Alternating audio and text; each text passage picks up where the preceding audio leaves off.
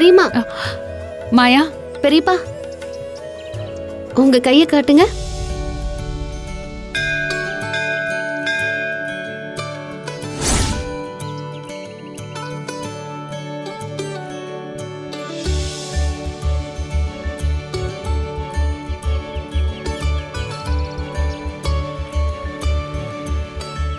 என்ன இது திடீர்னு? இன்னைக்கு எந்த விசேஷமும் இல்லையே. இருக்கு பெரியம்மா, இன்னைக்கு ஃபாதர்ஸ் டே. பெரியப்பா, என்ன ஆசீர்வாதம் பண்ணுங்க. ஏய் மாயா, இங்க விழக்கூடாது. கோயில்ல வச்சு சாமியை தவிர வேற யார் காலையும் விழக்கூடாது. நீ எப்பவும் நல்லா இருக்கணும்.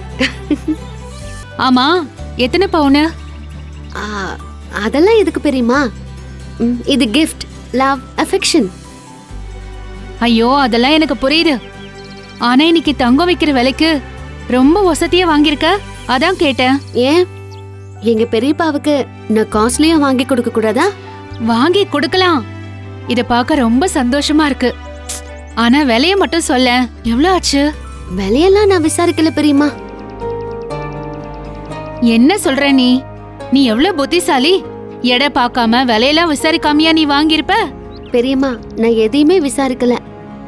ஆமா, இப்ப இதெல்லாம் எதுக்கு?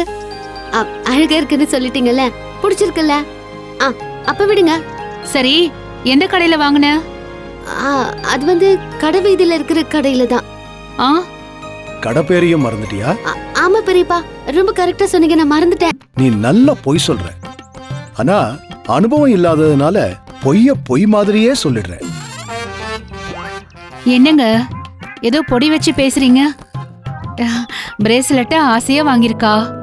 நான் ஏதோ ஒரு ஆர்வத்துல ஏதேதோ இவகிட்ட கேட்டுட்டேன். வாங்கி கொடுக்கணும்னு ஆசைப்பட்டது நிஜம்தான்.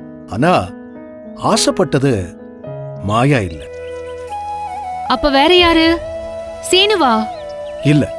யாரு? நான் தான் பெரியம்மா. எதுக்கு மறுபடியும் பொய் சொல்றதுக்கு முயற்சி பண்ற மாயா?